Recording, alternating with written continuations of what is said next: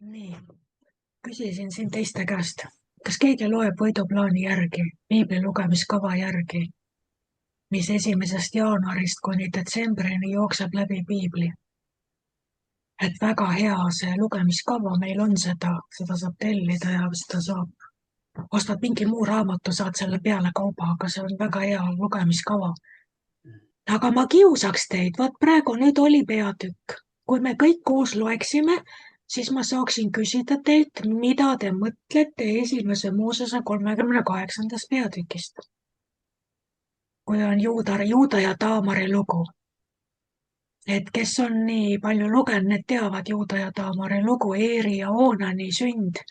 Jumal lasi poisid surra, siis Minija teeb ennast prostituudiks ja saab äiaga lapsed. Mida sellest arvata? Sest kõik pühakiri on meile õpetuseks, manitsuseks ja juhatuseks. Kogu pühakiri. Nii, kuidas on 1. Moosese 38. peatükk meile manitsuseks, õpetuseks, juhatuseks õigsuses? Mida sellest üldse arvata? Et kui te loete piiblit, siis kui on mingi selline teie meelest jabur peatükk, siis tuletage meelde, mida ütleb Paulus, kellel oligi ainult Vana Testament. Ütles, kogu pühakiri on meile Jumala inimese juhatuseks, õigsuses, õpetuseks, manitsuseks. Ja sa pead siis leidma selle, mida see peatükk sulle praegu õpetab, mida sügavat vaimulikku tarkust sa sellest sai. Aga vaataks, ma lihtsalt huvi pärast viskaks teile mõned mõtted ette siin, kuidas seda lugeda. Mul on ingliskeelne siin ees, sest mul on kõik need märksõnad pandud ingliskeelsesse. Et siin ütleb, ma tõlgin omal ingliskeeles siit, et siis tuli aeg, kus Juuda lahkus oma vendadest ja külastas ühte teatud Adullamiiti, ma ei tea, kuidas see eesti keeles on. Aga üks Adullami mees on siin, kelle nimi oli Hirah. Juuda nägi seal ühe kaananlase tütart, kelle nimi oli Shua. Ja ta võttis ta ja läks tema juurde. Nii et tema sai siis käima peale ja tõi poja, kelle nimeks oli Eer. Ja siis ta sai veel ühe poja ja pani talle nimeks Oonan. Ja siis ta sai veel ühe poja ja pani talle nimeks Shela. Ja see oli Kesibis, kui ta selle poja sai. Nüüd Juuda võttis naise Eerile, oma esmasündinule, ja tema nimi oli Taamar. Aga Eer, Juuda esmasündinu, oli kuri või halb isanda silmis, et isand võttis ta elu. Inglise keeles on, et isand võttis ta elu. Siis Juuda ütles Oonanile, mine oma venna naise juurde ja täida oma kohust.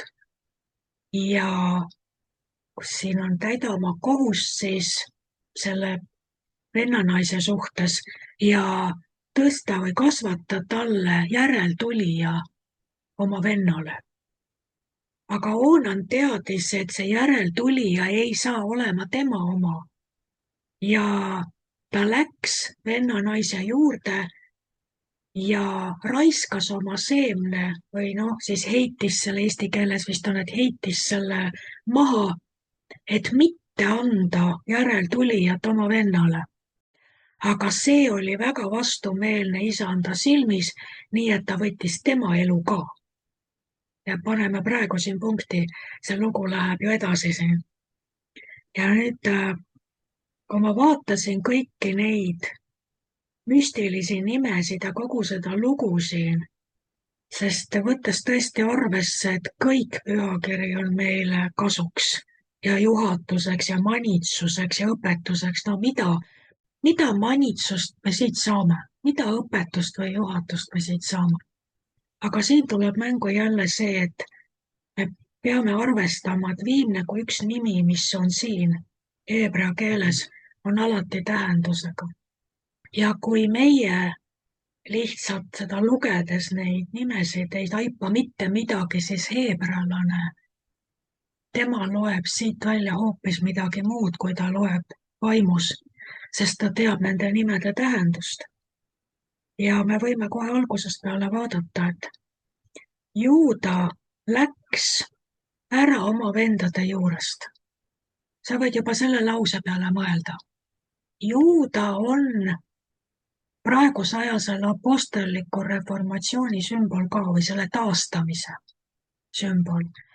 Aga tinglikult võib öelda, et kogu Jumala kogudus on Juuda, sest Jeesus on ju Juuda lõvi ja see on ju Juuda soost tuli Kristus Jeesus.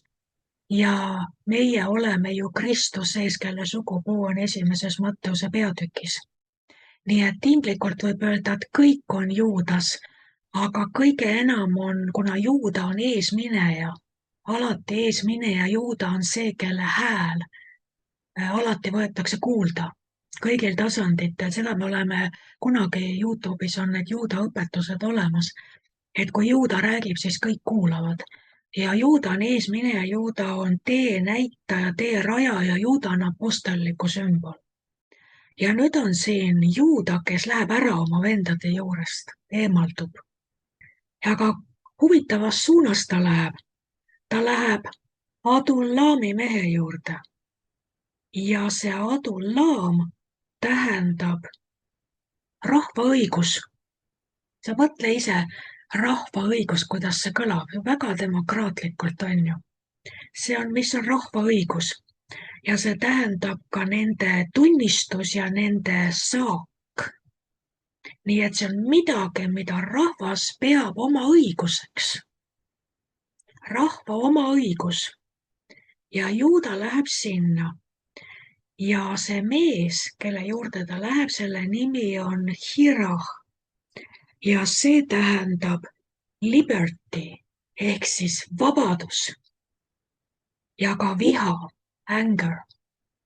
Nii et kui sa mõtled, et ta läheb sinna Adullami mehe juurde, kelle nimi tähendab rahvaõigus ja vabadus, siis sa võid ise mõelda vaimus, kuidas see ette kujutatult võiks välja näha, kuhu see Juuda siis läks, kuhu leeri ta läks. Ja ta nägi seal ühe kaananlase tütart. Tegelikult ei lubanud Jumal ju ja Jumal ei oleks tahtnud, et kaananlasi ju naiseks võetakse, see tuleb juba varasemates lugudes välja. Sest Kaanan oli Haami poeg. Ja see sõna kana, millest see nimi tuleb, tähendab alandatud. Nii et ta näeb kaananlast, kelle nimi on Shua.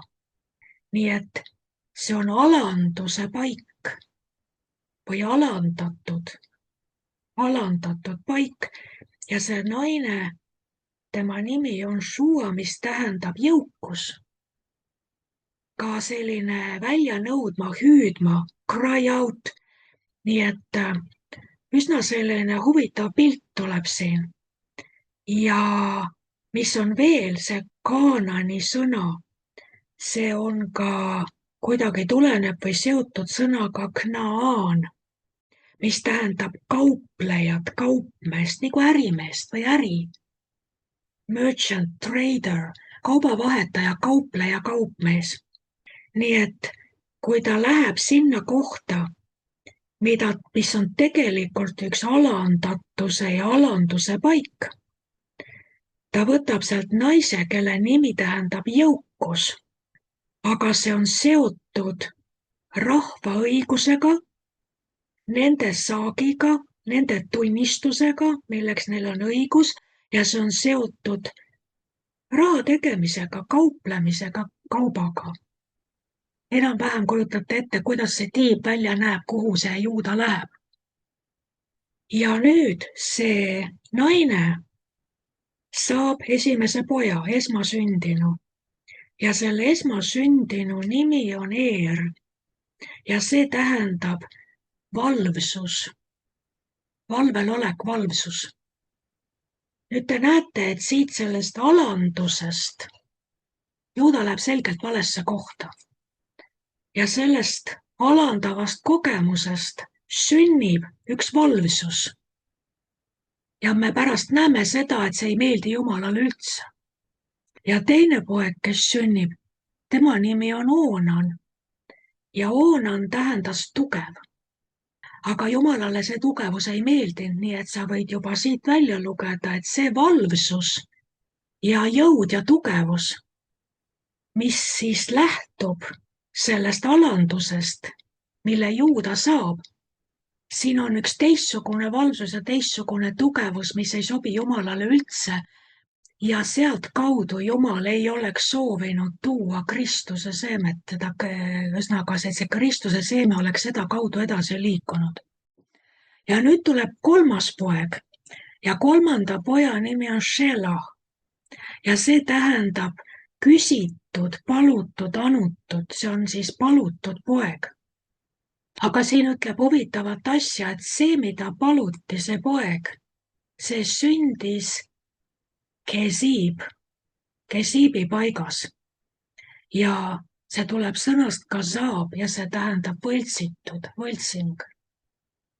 Nii et siin on üks huvitav seltskond, need 3 poega, kelle Juuda saab ühes alanduse paigas, mis on kuidagi seotud jõukusega, kaubandusega, kauplemisega, äri tegemisega, oma õigusega, rahva õigusega.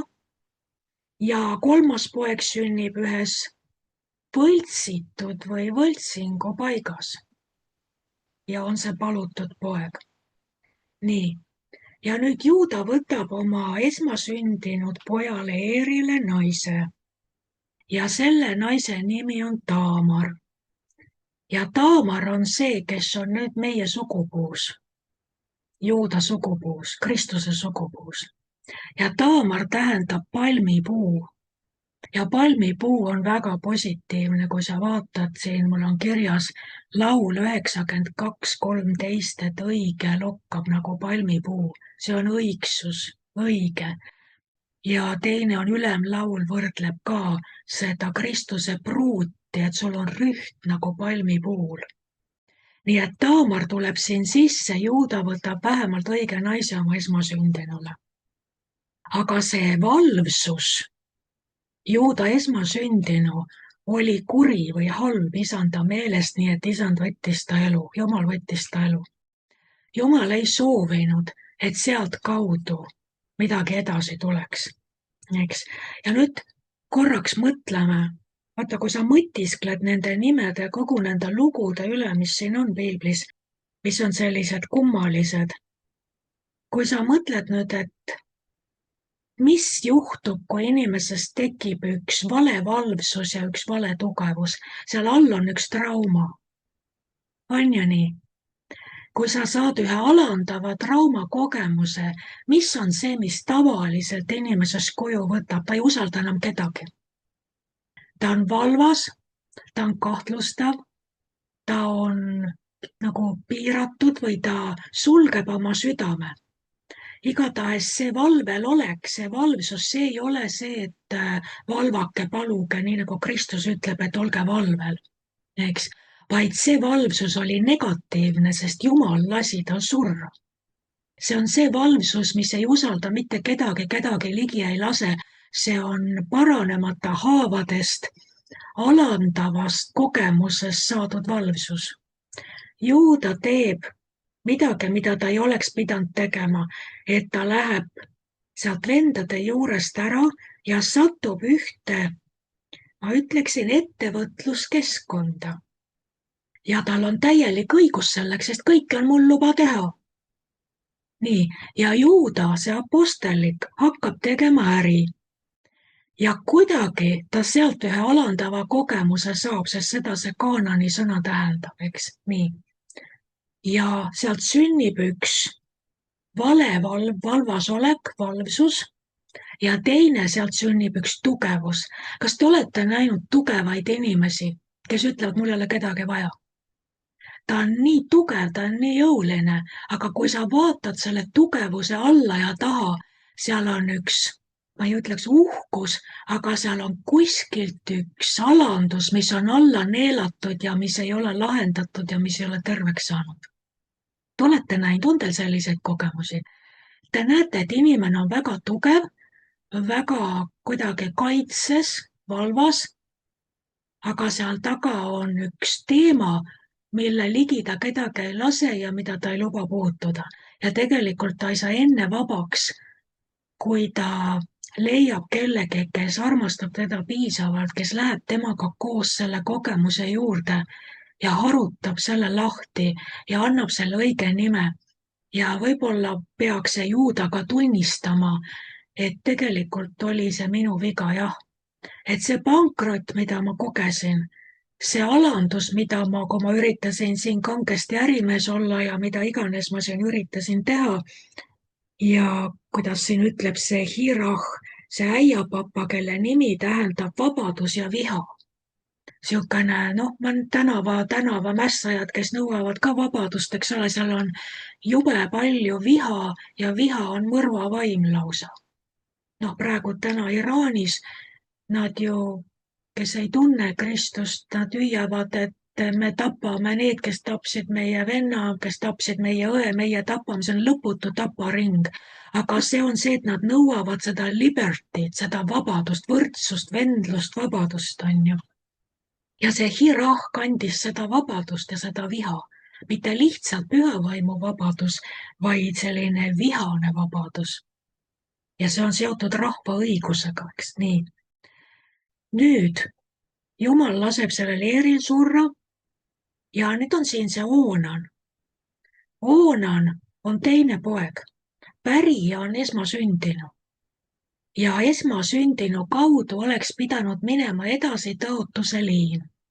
Aga Oonan teab, et kui tema läheb oma venna naise juurde, siis see, kes sünnib, saab olema tema venna soo järgi esmasündinu ja temal ei ole sellest midagi. Ja ta keeldub oma vennale nii-öelda seda Kristuse seemet edasi andmast. Ma räägin vaimulikult. See on keegi, keda sa võiksid aidata, kes on võib-olla suurema kutsumisega. Ja sina võiksid anda talle midagi, mis teeb tema kutsumise veel võimekamaks, veel väelisemaks, aga sa ei anna, sest ta ei taha, sulle ei meeldi, et tal on võib-olla sinust suurem kutsumine või et ta läheb ees. Miks ma peaksin teda aitama?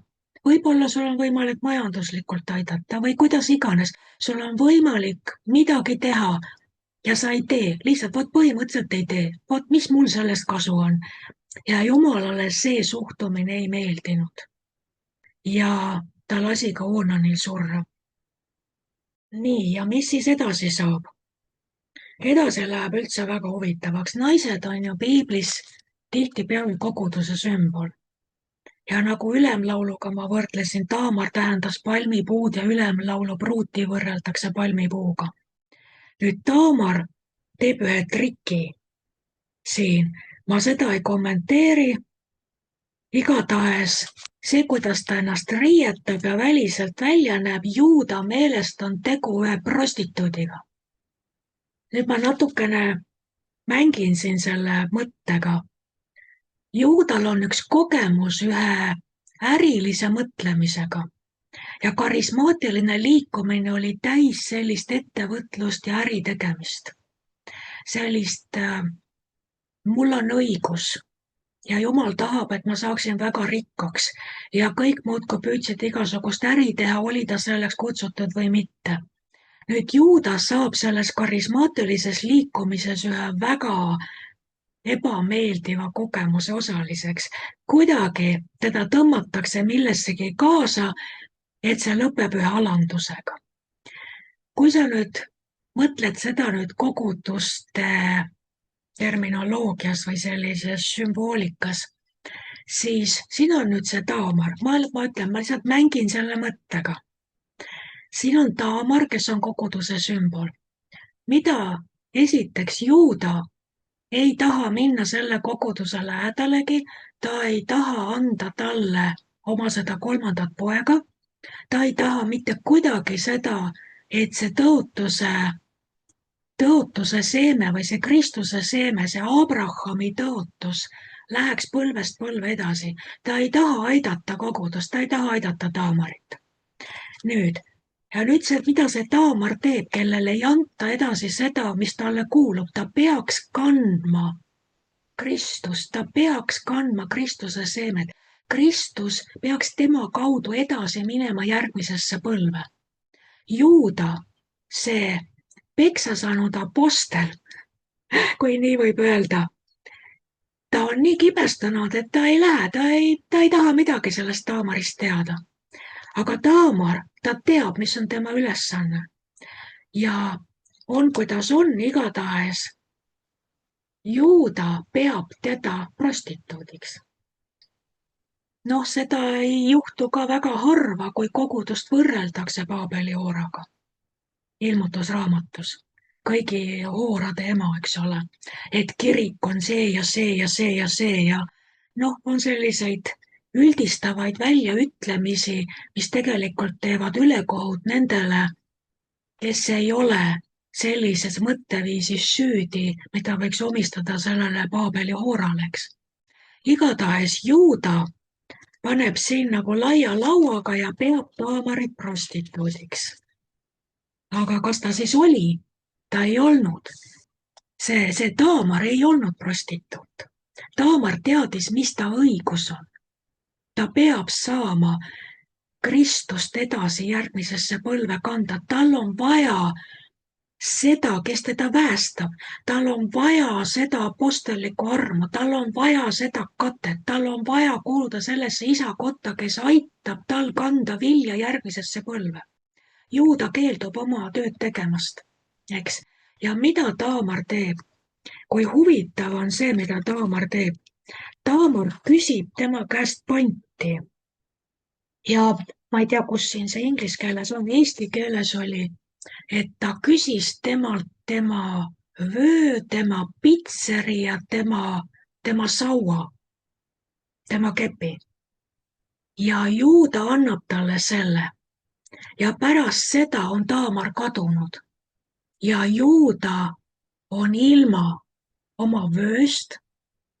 Piiber räägib vööst kui tõevööst. Teie niuded olgu vöötatud tõega. Tõde, tõevöö, mis on ka, sina paned rammu mulle vööks, ütleb Taavet. See tõde ja see ramm, jõud on kadunud, tõde on kadunud, mis on pitsat, pitser, püha vaimu sümbol, püha vaimu hääl, püha vaimu juhtimine on kadunud.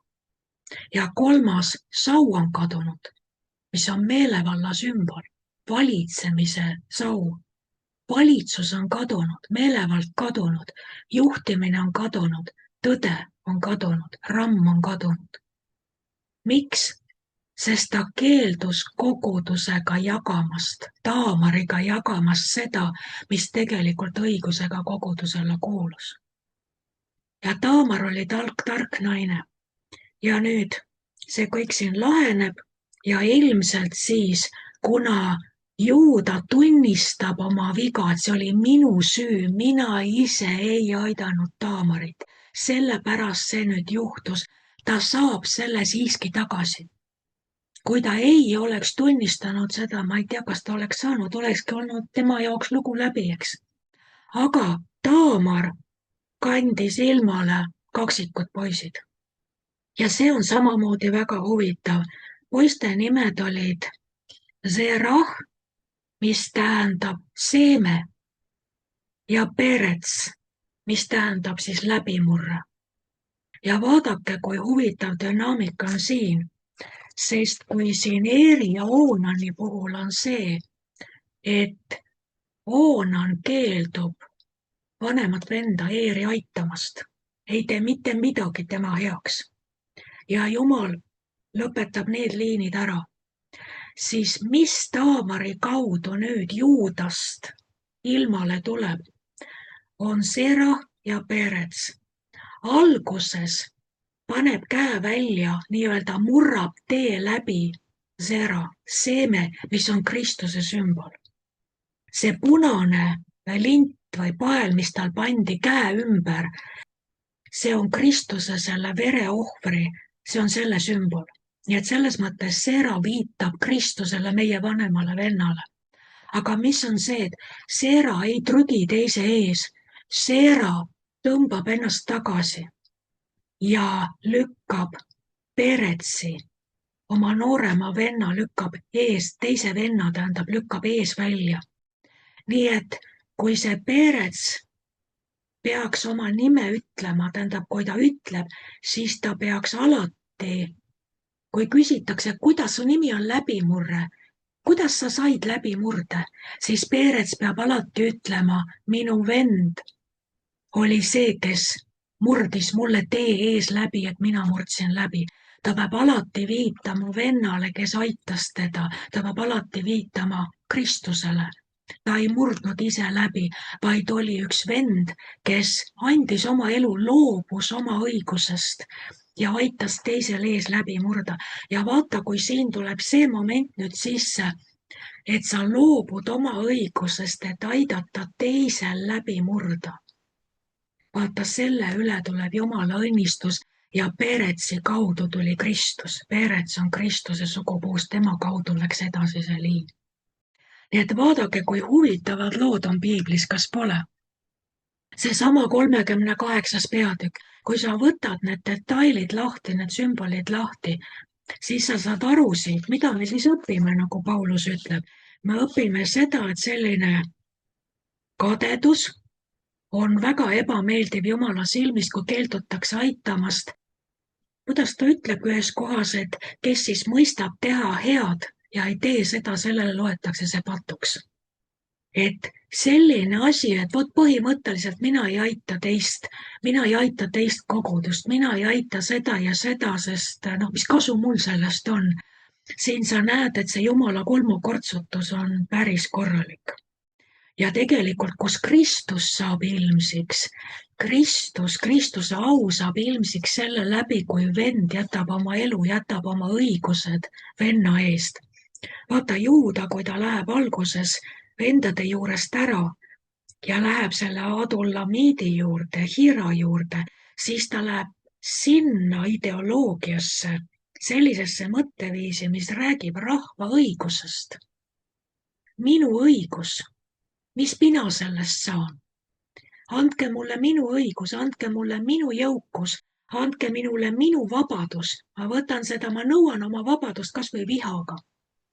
Kõik see, mis nendes nimedes on. Ja vaata, sellise suhtumise tagajärg, kui sa ei ole oma venna hoidja, siis selle suhtumise tagajärg on see, et paratamatult sa arendad välja Eeri ja Oonani.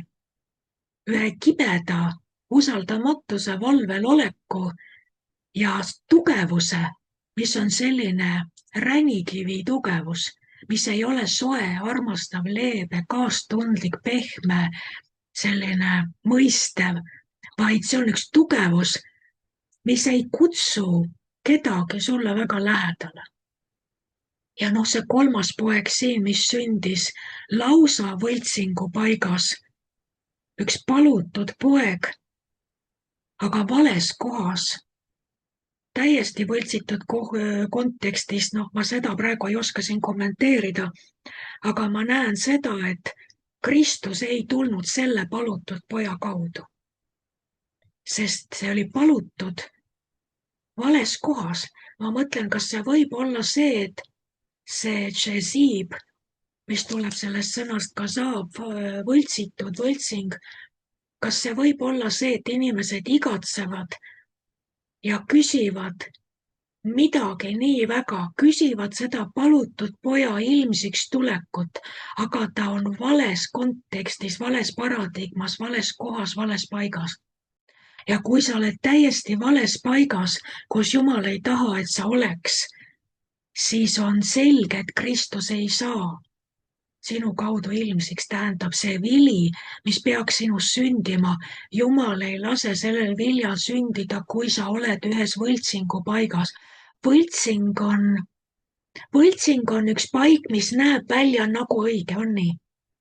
Kui maale võltsitakse, siis ega isegi vahel on ekspertidel raske vahet teha, kas tegemist on originaali või võltsinguga.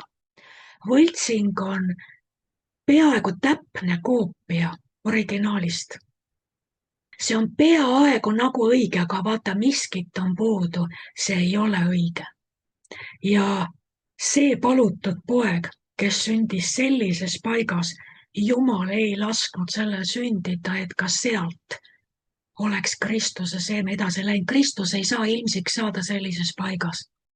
Nii et vahel võib inimene leida ennast kohas, kus kõik on nagu täitsa õige.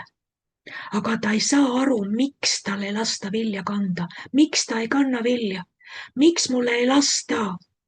Miks see, kes ma olen, miks Kristus minu sees ei saa ilmsiks saada? Siin kõik on ju nagu õige. Aga küsi Jumala käest, see võib näida õige, aga kas see on see koht, kuhu sina pead olema istutatud, kus sina pead juurduma? Ja kui sa oled õiges paigas, siis juba Kristus saab automaatselt ilmsiks. Üks võti on siin see, kui Joosep võttis Maarja. Kristus ei saanud ilmsiks saada kuskil ula peal, vaid ainult ette nähtud õiges paigas, sest Jumal oli ette näinud, et Kristus peab sündima Betlemmas, Juudamaal. Aga kus oli Joosep Maarjaga, oli hoopis teiste suguharude territooriumil, minu meelest kas Naftali või ma ei mäleta, kus ta oli 70 kilomeetrit eemal. Ja nüüd Jumal peab panema referendumi kohustuse, rahvaloenduse. Ja rahvaloenduse käigus nõutakse, et igaüks läheb, paneb ennast kirja oma isa kojas, oma suguharu maal, oma kodulinnas, oma isa linnas. Ja nii kui Joosep tuleb Maarjaga ja jõuab Betlemma, oma õigesse paika, kuhu ta soo poolest peab kuuluma, oma isade maal, oma isa kojas, nii kui ta sinna jõuab, Kristus sünnib, Kristus saab ilmsiks. Selle põhjal ka õpetatakse seda, miks meil on vaja vaimulikke isasid, miks peavad olema inimesed, miks peavad need urvud tänavalt, kes päästetud saavad, miks nad peavad saama üles kasvatatud mitte institutsionaalses paigas, mis on see šezib, see selline paik, mis näib välja nagu kodu, aga ei ole, vaid on tegelikult lastekodu, on urbude kodu. Seal püütakse luua kodust atmosfääri, seal püütakse kõike teha nagu kodu, aga see ei ole, seal puudub isa. See ei ole isa kodu, see on üks asutus, see on üks institutsioon ja need lapsed, nendest väga harva kasvab midagi täiesti tervet ja elujõulist, sest et Jumal on algusest peale määranud see, et lapsed kasvavad isa kodus.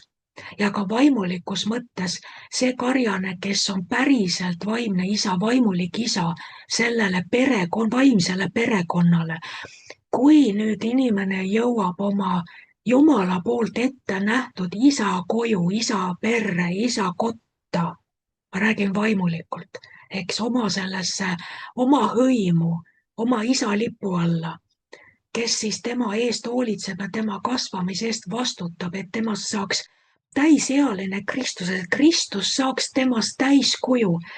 Kui ta jõuab sellesse paika, automaatselt midagi muutub ja Kristus hakkab inimeses kuju võtma, ta hakkab kiiresti üles kasvama, ta hakkab vilja kandma. Nii et nii nagu kui Joosep võttis Maarja ja läks oma isa kotta tagasi, kohe sai Kristus ilmsiks, kohe sündis see vili. Eks? Nii samamoodi võime näha ka siin, et siin Juuda loos see kolmas poeg, kes talle täiesti vales paigas, šezibis sünnib, Jumal ei lase, sealt ei tule mingit Kristuse seemet, Kristust ilmsiks selle liini kaudu ka mitte. Aga on üks kogudus, on see Taamari kogudus, ja tema teab, milleks tal on õigus. Ta teab, mis peab olema, et tema kaudu Kristus saaks ilmsiks, tema kaudu läheks Kristuse seeme edasi järgmisesse põlve. Kuidas iganes sa seda näed, mida ta teeb, aga prostituut ta ei olnud. Ta teadis lihtsalt, mis ta õigus on ja Juuda tunnistab ta ju õigeks ja me näeme, et ka Jumal tunnistab ta õigeks, sest et see, mida Seera tegi Peretsi heaks ja Perets siis sai pärast Juuda soos, kuna Juuda pidi alati juhtima, Juuda pidi ees minema. Alati, kui seal kohtumõistjates ka, kui küsitakse, et kes meist läheb ees, kui Joosu on surnud, siis Jumal ütleb Juuda. Ta ei ütle inimese nime, ta ei ütle Kaaleb mingu ees, suguvõsa või suguharu juht oli Kaaleb. Ta ei ütle seda, vaid Moosese puhul oli tegemist ainuisikulise ühe üksikindiviidiga, kes juhtis. Joosua puhul oli samamoodi superstaar, üks inimene, kes juhtis, aga kui tuli see kolmas faas, siis Jumal ütles Juuda ja ta nimetab tervet hõimu, tervet suguharu, Juuda mingu ees, eks ole. Ja kui siis Juuda hakkas ees minema alati, siis kes juhtis Juuda suguharu? Oli Peretsi klann, oli Perets. Perets läheb Juuda eesotsas. Juuda läheb kõigi suguharude ees ja Juuda juht on Perets, kes on number 1 ja see, et ta oli esimene, see on ka apostelliku sümbol, sest see Jumal on esiteks seadnud apostlid. See proton, kreeka keeles proton printsiip, see tähendab, see on esimene nii ajaliselt ees, see tähendab oma auastme poolt ees ja ta on korra järgi esimene ja ta on oma rankingu, oma auastme poolt esimene ja me näeme, Perets on see, kes läheb kõige ees, kes peab juhtima kõike seda. Nii et me näeme, et see, mis Taamar tegi, ta tegi midagi, mis Jumalale imponeeris, sest Peretsist saab hiljem kogu suguharude eesmineja. Et sellega ma praegu tõmban otsad kokku. Kuidas me nüüd selle kõik palvesse paneme või seda kasutame, see on nüüd teine teema. Ma arvan, et siin on, me võime täna paluda kõigi nende pärast, kes on saanud Juuda sarnase kogemuse paigas, seltskonnas või tegevuses, kuhu tal ei olnud tegelikult Jumala poolt kutset. Ja see alandus, mis seal juhtus, kui see on produtseerinud inimeses ühe tõrksuse, ühe valvsuse ja ühe tugevuse, mille Jumal tahab murda, mis ei ole hea, siis et tõesti Jumala rahvas, kes on selles olukorras, et nad terveneksid oma traumadest, vabaneksid valest tugevusest, oma enese tugevusest, traumapõhisest tugevusest ja sellisest hüsteerilisest ettevaatlikkusest teiste kristlaste, teiste koguduste suhtes, kahtlustamisest, umbusust, mida me kohtame ju tohutu palju, mis ei ole see, et ma kõigepealt võtan inimese vastu eelarvamuste vabalt. Eks, mul ei ole, Jumalal ei ole eelarvamusi ja mina ka pean inimese vastu võtma ju nii, nagu piibel ütleb, austage kõiki inimesi. Selle armastusega, kui siis püha vaim midagi peaks ilmutama, siis ma ka seda, mida ma eristan, ma võtan seda väga ettevaatlikult ja armastus on enne kõike. Aga mis me teame ja oleme kogenud ja näinud kristlikul maastikul on see, et enne kõike on kahtlustamine, mitte vastuvõtmine, mitte armastamine, mitte usk, mitte lootus. Kõik see, sest seal on üks valvsus, üks ärahoiatamine, et igaks juhuks sa pead, ma ei tea, viskama 7 tiritamme ennem, kui ma sind vastu võtan. Et ma ikka hakkan uskuma, et sa ei ole kurjast vaimust või saatanast või valeõpetusest või mis iganes. Saate aru, mis ma mõtlen? On üks valvsus, mis ei ole terve ja on üks tugevus, mis ei ole õige tugevus ja selle juured on kuskil mingis kogemuses, mida siis pärandatakse edasi ja kõik see ei lase Kristuse ihule armastuses kokku tulla. Ja mida see ka teeb, see pärsib vilja kandmist. See lihtviisiliselt pärsib Kristuse ilmsiks tulekut, sest Kristus ei saa ilmsiks tulla ja ei saa nähtavaks koguduse kaudu, kes kahtlustab enda, ma ei tea, 7 surmapatus ja igaks juhuks suhtub kõigisse suure eelarvamuse ja umbusuga. Kristus ei saa selle kaudu ilmsiks, vaid Kristus saab ilmsiks hoopis teistsuguste suhete alusel, mida tegelikult näitab see Peretsi ja Sera lugu, nende Taamari kaksikute poiste lugu. Nii et kui te olete minuga nõus, siis me võime selles suunas palvetada. Aga pani see teid mõtlema, kas see inspireerib lugema piiblit nüüd avatuma meelega ja ka huvi ja põnevusega, et kui sa kohtad neid peatükke, et sa hakkad ise uurima ja küsima, et mida sa, Jumal, mõtled, et sa ütled, et see lugu peaks mulle olema juhatuseks ja õpetuseks õigsusesse. Ja sa uurid, kuni sa saad pihta, mida Jumal sulle selle kaudu õpetada tahab.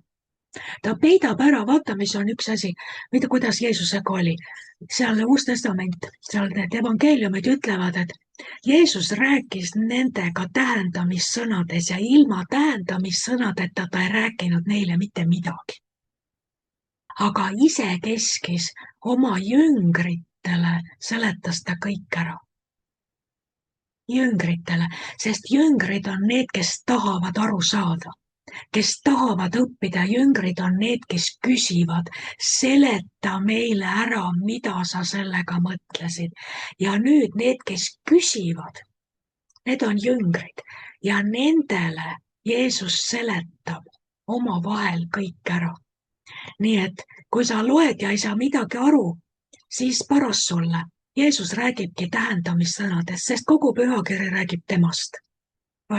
Ja tema on ju lihaks saanud sõna ja viide on ju vanale testamendile. Seega see on tema. Nii, sina loed, mitte midagi aru ei saa. Naine võttis pärmi, segas 3 vaka jahu sekka, kõik läks hapnema. Mis ma sellega teen? On ju? Noh, siin Juuda ja Taamar ja prostituudid ja mis asja kõik. Jube lugu. Mis ma sellega teen? Paras. See ongi sulle tähendamissõna. Kui sa ei ole jünger, siis polegi sul vaja aru saada. Kui sa oled jünger, sa küsid, mis see tähendab ja isekeskis ta suunab ja juhatab sind, kuni ta seletab sulle kõik ära. Sama on ka unenägudega. Tema näitab sulle tähendamissõna unenäos. Kui sa oled jünger, sa küsid, mida sa tahad mulle sellega öelda? Kui sa ei ole jünger, sind ei huvita need vaimulikud tähendamissõnad, siis sa ütled, jama unenägu oli, nägin mingit soga. Kirja ei pannud, enam ei mäleta. Vot siin on ka see, kus paljud on kutsutud, vähesed on valitud. Paljud kutsutud ei viitsi saada valitud jüngrite hulka, sest nad ei küsi. Nad jäävad sellest rongist maha, aga need, kes küsivad, need valitakse. Nii et ma soovitan, küsi, uuri, loe. Ja Jeesusel on sellest ainult hea meel, sest ma kujutan ette, et ta ainult ootab. Noh, kas sa said ka aru, mis ma sulle tegin? Mis ma sulle näitasin? Mis asja? Ta tahab seletada, aga ta ootab, kas keegi tuleb ja küsib tema käest. Ja siis ta hea meelega, kas talle meeldib, kui me tahame mõista kõiki neid lugusid ja tähendamissõnasid. Nii et aamen.